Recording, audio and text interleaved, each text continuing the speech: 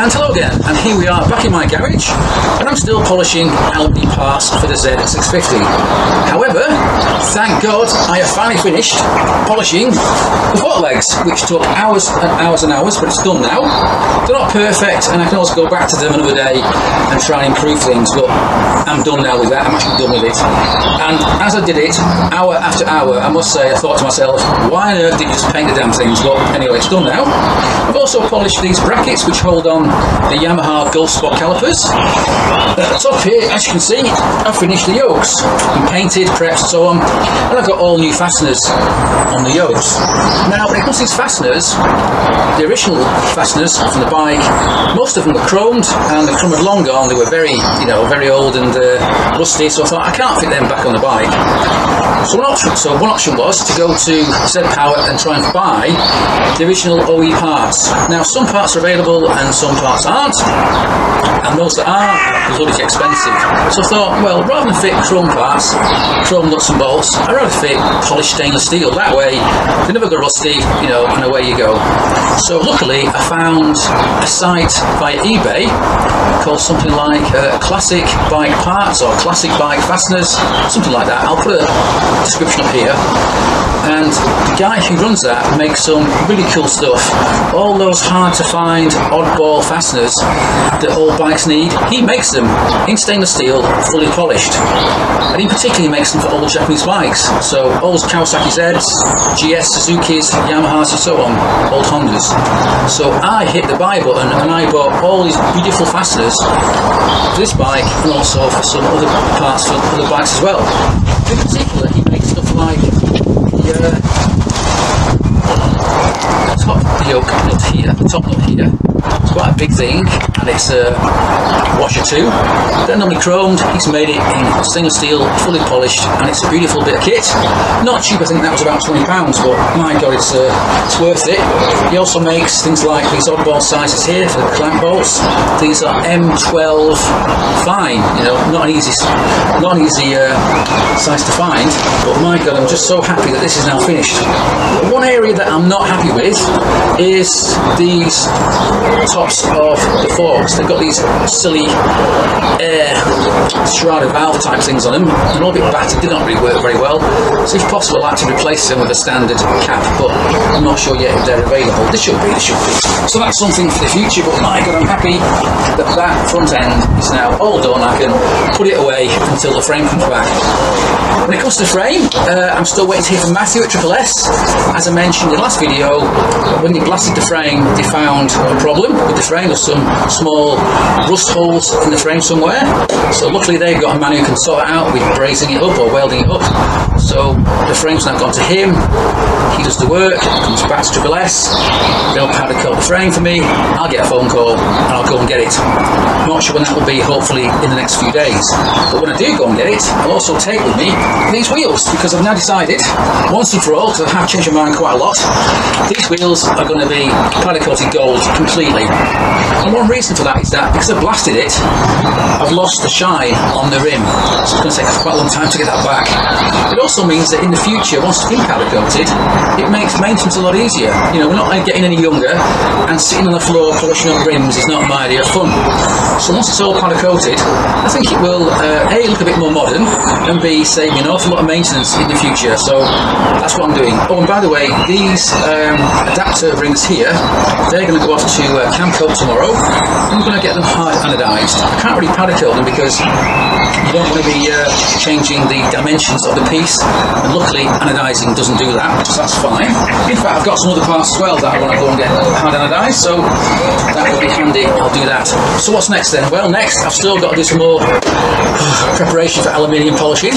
Next thing is this, and this is of course the rear drum brake. It's the plate. Now originally on the bike this would have been polished, but at some point in the past somebody painted black, and then later on somebody else came along and removed the black, or at least most of it, and tried to bring it back to a polished aluminium finish. And I must say they didn't do a very good job, because there's still traces of black here, black paint everywhere, and the finish isn't too good. So luckily I can just sort that out, rub it all down and polish it. It shouldn't be too difficult compared to the bloody fork leg I've just been working on. So once that's done then, what's next? But what's next is I need to wait until the frame comes back before I can do much more. For example, I've got here the aftermarket fiberglass rear mudguard, and I need to attach this get it right, ZX6R rear lamp to it. I've made this bracket now, so it's got to be attached to this guard or something like that, but the angle's quite critical. It's got to be actually spot on. To do that, I'll have to make quite a complicated bracket to make sure it's adjusted just right so it sits correctly underneath the tail section. I can't do that yet without the frame, so that'll have to wait. What I can do though is probably repaint this fiberglass mudguard, because it looks like it's been painted with a hand brush on a dark night by a blind man, so we'll be all down and I'll paint it. So that's something I can do. But yeah, so once I finish all that, I'm kind of running out of work to do on the old Z650, and so I can't really do much more until the frame returns from Triple S. That might be next week, week after, who knows. And so I'll continue with this really boring work, and the video will continue when I get the frame back. And now here we are, and as you can see, I've just got the frame back from Triple S, and as usual they did a great job. Now when I was there, I did ask the question, where was the problem with the frame which required it to be welded? Turned out the problem was here on these so-called ears at the lower part of the frame, which hold the rear pillion foot pegs in place. These are made from just pressed steel, and it turns out they are a well-known rust spot on these bikes. So that problem's now been addressed, and the frame's been powder coated, as you can see. I also, of course, got the swing arm done, and also some various parts such as this headlamp mount and the battery box and so on. There are still a few things that I didn't get powder coated, just small things like, let's see, the engine mount bracket here, and some other small stuff that I'm going to paint myself, which I'll be doing over the next few days. Now, when I went to Triple S, I left them the wheels, as they're going to be powder coated in a satin gold finish, along with the machined adapter rings, which allow me to fit the R6 discs on those old wheels.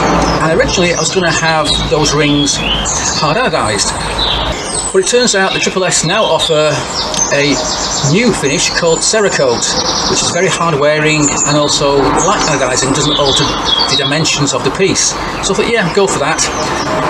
I say I've heard of it, but all I heard was it's very expensive to do and quite difficult to do. So I'd be quite interested to see how that works out, and you know what the cost is and so on.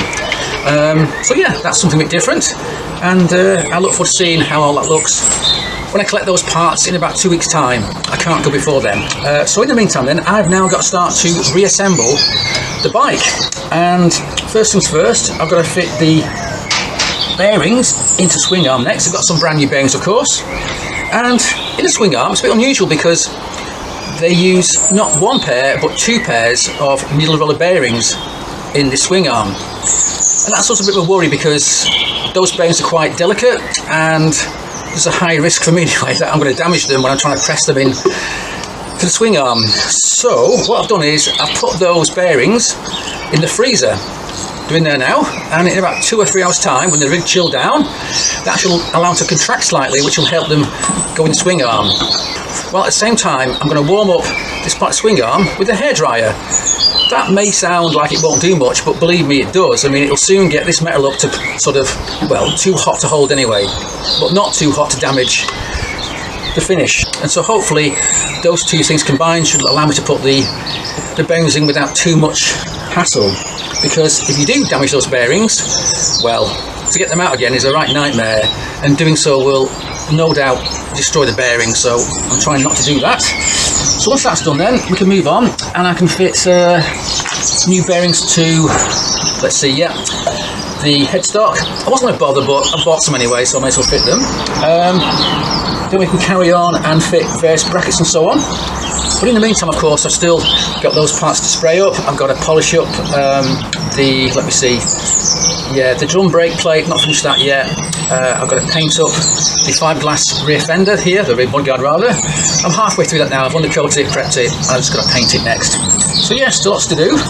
Now I'm not sure how much of that I can do today, but now I've got about a week before I can go and get the wheels back from Triple S, by which point I want to have all the framework finished, so that when the wheels come back, I get the tyres on and then get this frame back its wheels as soon as I can, because that way I can wheel it in and out the garage when needed, so it's not in the way, because right now I've got no room at all in my garage. So anyway, let's get cracking, and I think I'll start off with fitting the bearings to this swing arm. Now here we are with the chill down bearings. I've got 2 in so far, so it's going quite well.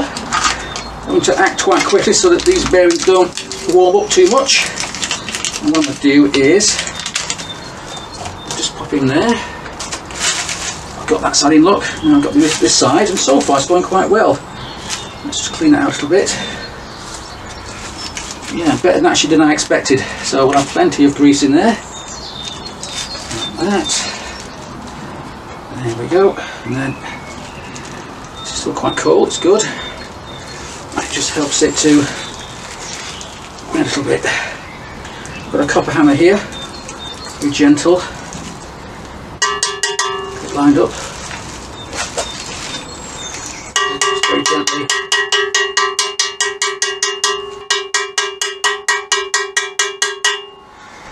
I've got a bigger one here, this is a nylon hammer.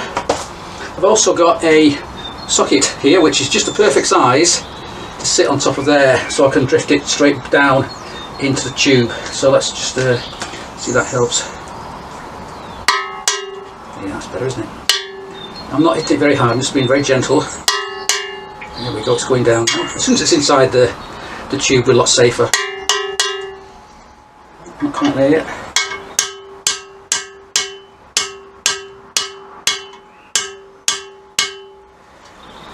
Right, that's fine. The last one is here. Just get it out of there quickly before it warms up too much. And then that'll be that job done. Yes. Well, doesn't help when your hands are all greasy.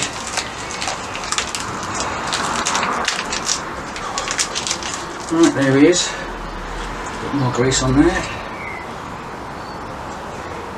Repeat the process until it's level.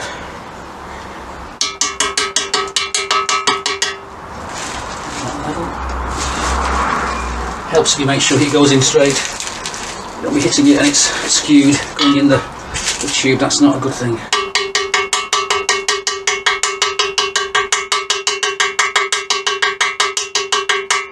Right, so it's started now. Back to my little socket. I am very wary of hitting it too hard just in case I damage the damn thing, which has happened to me before, so I am quite cautious. Just taking my time, making sure everything's lined up. I'm not hitting it too hard.